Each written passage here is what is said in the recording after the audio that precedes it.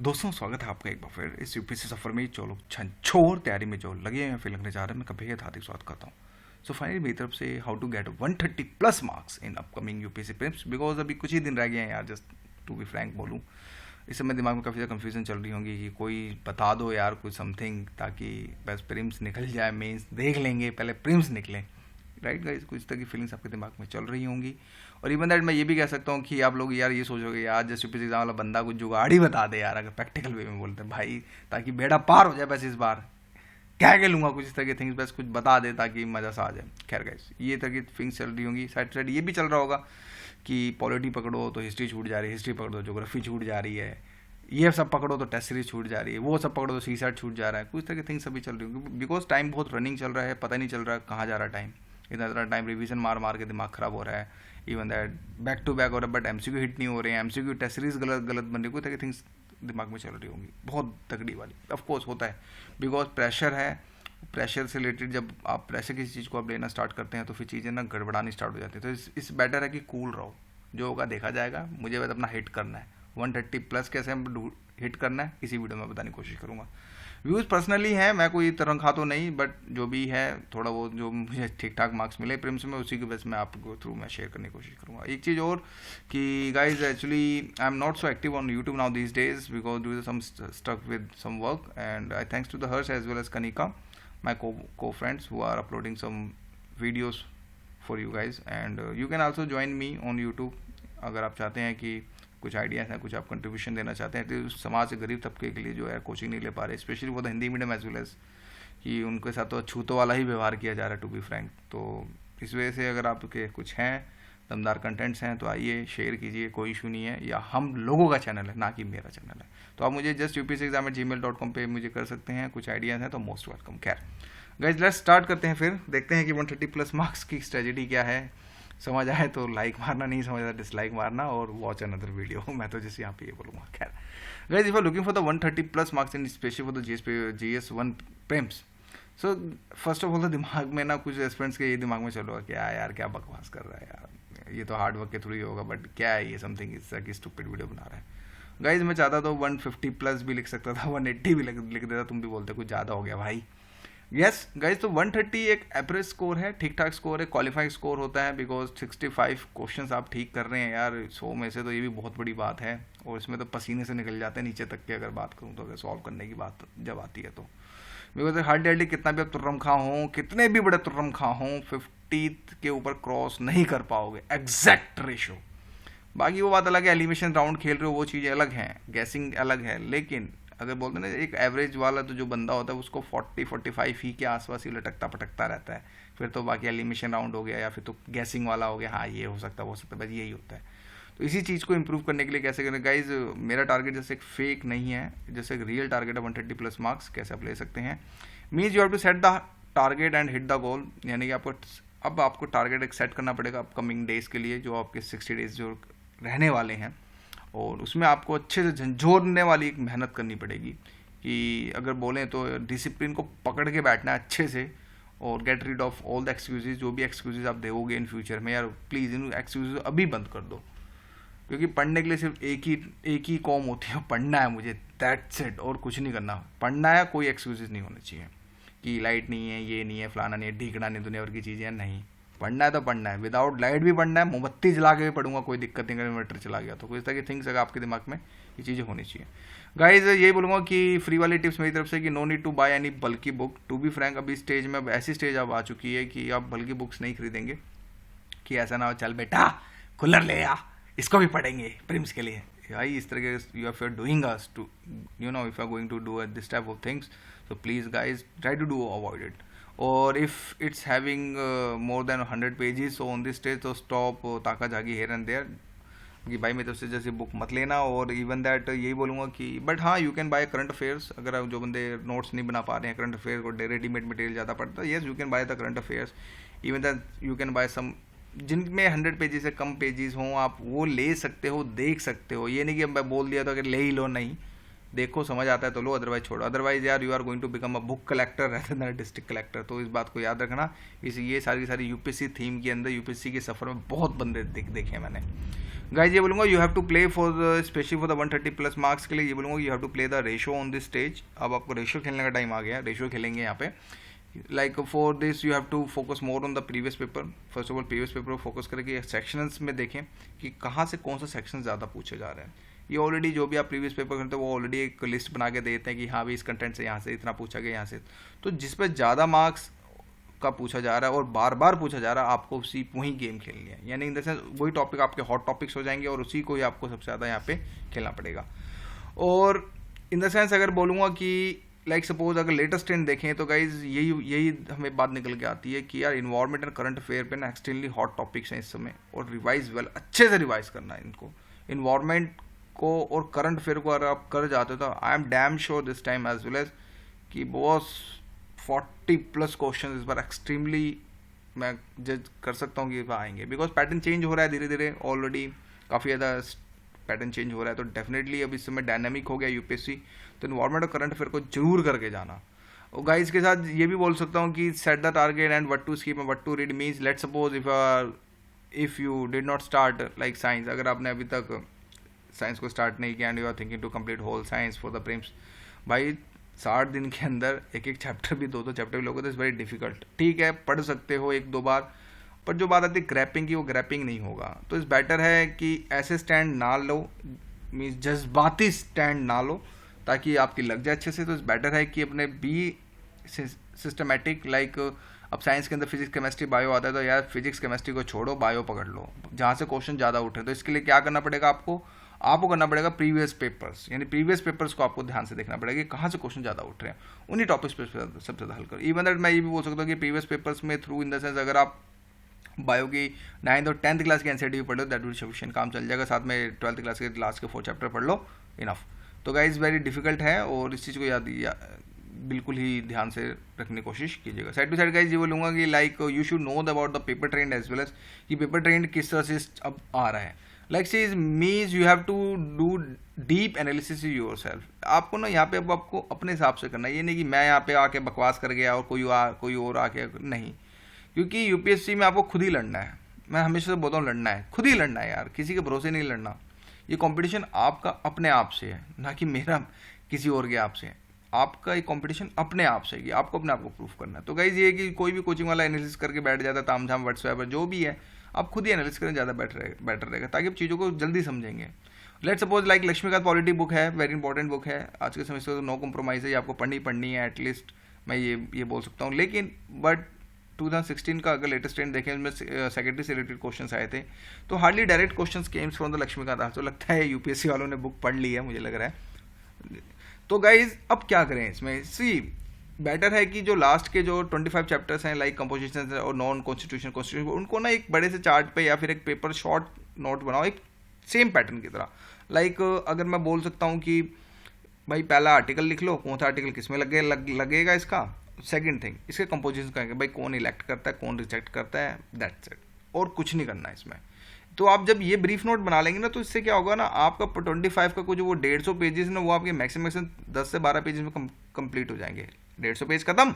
इसके साथ side to side DPSP के आप ब्रीफ नोट बना लो, फंडामेंटल राइट का छोटा सा ब्रीफ नोट बना लो कि हाँ भी कौन सा आर्टिकल कहाँ लगता है, कैसे लगता है, दैट विल सफिशिएंट। इन्हीं चीज़ों के बस आपको, और साइड टू साइड जो कॉन्स्टिट्यूशन बॉडीज़ के बाद के जो चैप्टर्स हैं, लाइक वो 4-5 चैप्टर्स हैं वो ऑफिशियल लैंग्वेज और उनके भी छोटे से क्रिप्सी नोट्स बना लो, इनफ, काम खत्म।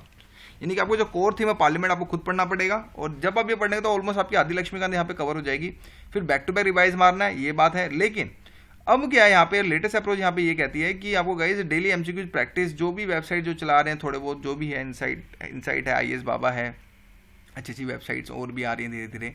तो यहाँ पे जो चला रहे हैं ना, आप उनके डेली एमसीक्यूज को जरूर देखो। इवन दैट अनअकैडमी का रोमन सैनी भाई भी जो है थोड़ा बहुत चला रहे हो यार, वो भी अच्छा है, तो उनको जरूर ग्रैब करो, बिकॉज वहाँ से कहीं ना कहीं ऐसा, अब सी लेट सपोज अगर 500 एमसीक्यूज आपने सॉल्व किया और खुदा ना खासा 10 को एमसीक्यू भी आ गए, तो भी यार रेशियो देख रहे, क्वालिटी रेशियो बहुत ज़्यादा है।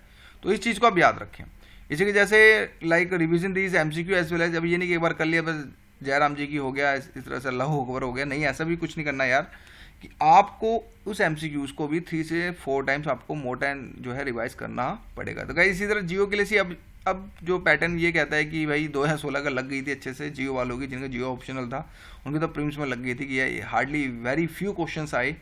और बट ये है कि हम ज्योग्राफी को बिल्कुल हल्के में नहीं ले सकते, तो बेटर यही है कि आप focus more on this topics like 11th-12th class की न्यू एनसीईआरटी पे ज़्यादा फोकस करो। लाइक अगर बात करें कि इस पर सबसे ज़्यादा फोकस करो, ओल्ड वाली पे मत करना, फैक्चुअल है और कुछ नहीं है। इंग्लिश मीडियम वालों के लिए जीसी लियोंग की बुक आती है, पतली सी बुक है, ज़्यादा नहीं, करीब 160-170 पेजेस हैं, तो बेटर है, वो बहुत इंपॉर्टेंट है। आपको फिजिकल हो गया, हिंदी मीडियम वालों के महेश बनवाल होगी और मुन्नाल की पीपीटी कर लो, तो एक्सट्रीमली इंपॉर्टेंट है बिकॉज डायरेक्टली क्वेश्चन जो इस बार लास्ट ईयर का जो वो अगर बात करें जो नदी से रिलेटेड जो रिवर से रिलेटेड था वो मुन्नाल की पीपीटी में डायरेक्टली काउंटर होता था ये उसके यहाँ से। तो बेस्ट है यार, इसको मुन्नाल भाई को कर लो, दैट बी सफिशिएंट। सी अगर आप इतना भी कर लेंगे तो 90% जो क्वेश्चन हो गया आप एमसीक्यू जो जियो से बनेंगे ना वो आप हिट कर जाओगे।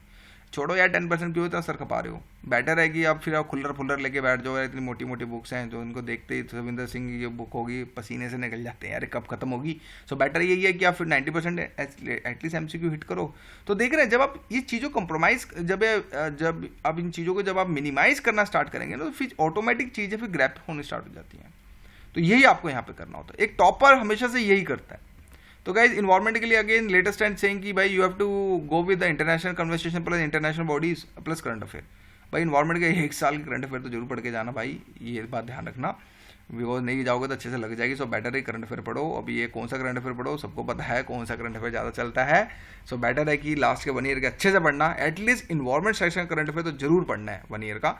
और इसमें भी देखो अब बेसिक इन्वायरमेंट से क्वेश्चंस नहीं आ रहे, अब जो पैटर्न जो चेंज ये हो रहा है कि international convention plus international body से क्वेश्चंस आ रहे हैं, तो अब उनको पकड़ो ना पहले।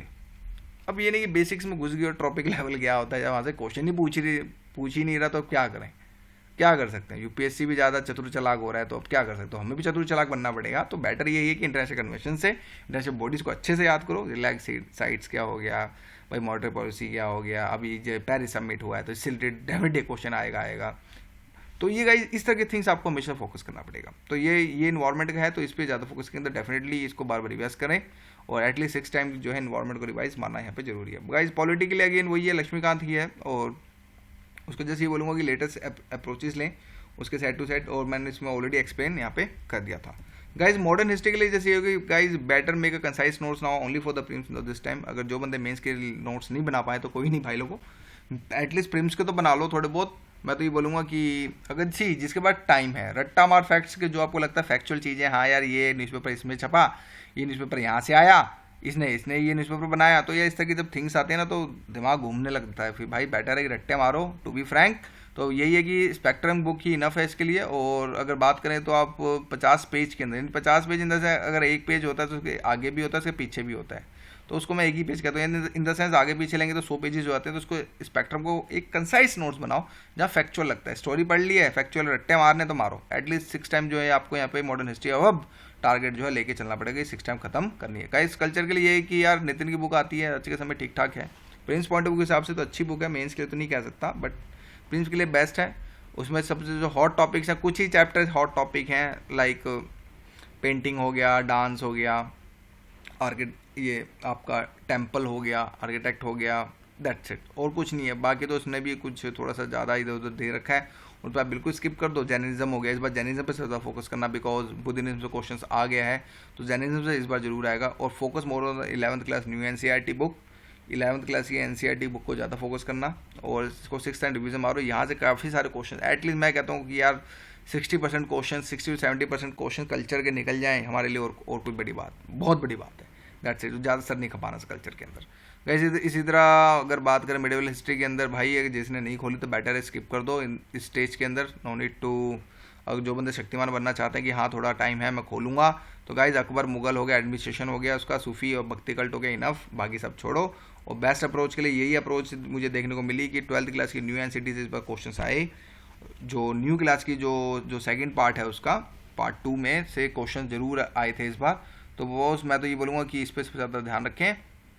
बाकी यार ओल्ड एनसीईआरटी के पीछे से रिकमेंडेड लोग तो कर रहे हैं, अच्छी बात है, जिनके पास टाइम है पढ़ो, बट जिनके पास भी टाइम नहीं तो बहुत मैं तो ये बोलूँगा कि न्यू एनसीईआरटी पढ़ो, दैट वुड बी सफिशिएंट। बाकी सब छोड़ दो, एटलीस्ट को 3 बार रिवाइज जरूर मारना, अभी तक जो अब मारना है आपको वो 3 बार रिवाइज मारना है। इकोनॉमिक के लिए अगेन वही HDI तो इंपॉर्टेंट रहता ही है, पॉवर्टी इन्फ्लेशन, बैंकिंग है, BOP है, समथिंग ये चीज़ें रहती है। लेकिन यहाँ पे अब ध्यान रखिएगा ऑल कर्व्स, बेसिक टर्म्स क्या क्या हैं, like what is SLR, repo rate से क्या होगा, क्या इंपैक्ट होगा, कुछ तरह की थिंग्स आपको देखनी पड़ेंगी। Budget economic survey extremely important, और ये 5 बार आपको जो है इकोनॉमिक जो है आपको फर्स्ट टाइम जो है 5 टाइम जो है रिवीजन करेंगे। गाइस साइंस टेक के लिए बोलूँगा no need to buy any books, better focus more on the current affair. Last 9 month से करंट अफेयर इनफ है साइंस टेक के लिए, बिकॉज सबसे ज़्यादा सर ये भी खवाते हैं, और उसको जो रिवाइज मारना है आपको 5 टाइम जो है रिवाइज मारना है। साइंस के लिए गाइस ये बोलूँगा if you did not open book yet, so better focus more on the 9th 10th class की bio part only, and 12th class के लास्ट के 4 चैप्टर करो, revision at least 4 times, that be sufficient. Guys इसी तरह government योजना के लिए बोलूँगा कि लाइक भाई डिजिटल इंडिया क्या है, स्मार्ट सिटी क्या है, नमी गंगे योजना क्या है, ये सारी योजना जो आ रही है भाई लास्ट के 16 मंथ की योजना जरूर कर लेना। रेस्ट बाकी जो सब पुरानी योजना सब छोड़ दो, कुछ नहीं आता, टोटल टाइम वेस्ट है। अगर आ भी गया एक आधा क्वेश्चन तो not so cost effective, because इतनी सारी योजना तो याद रहती नहीं, सर के ऊपर से निकल जाती हैं। सो बेटर है कि इनको 6 टाइम रिवाइज मारोगे तो आपका काम हो जाएगा। इसी तरह IR के लिए focus more on the composition, like energy सार का भी सार खा लोगे तो पाकिस्तान वालों की तो लगी अच्छे से, इंडिया ने लगा दी और लगानी भी चाहिए। एपेक है, TTP है, और OBOR है, और भी सारी चीज़ें हैं जो इंटरनेशनल कंपोजिशंस हैं। दैट्स इट भाई, इनके हेड ऑफिस कहाँ है, कौन कौन पार्टिसिपेट करता है, कैसे है, कितनी कंट्री इसमें पार्टिसिपेट। अब सारी कंट्रियाँ तो जैसे अब G20 के तो याद करते करते हालत खराब हो जाएगी, तो सबसे बेस्ट है कि मैप के थ्रू समझो उसको, एक एनालिसिस करने की कोशिश करो, दैट बी सफिशिएंट।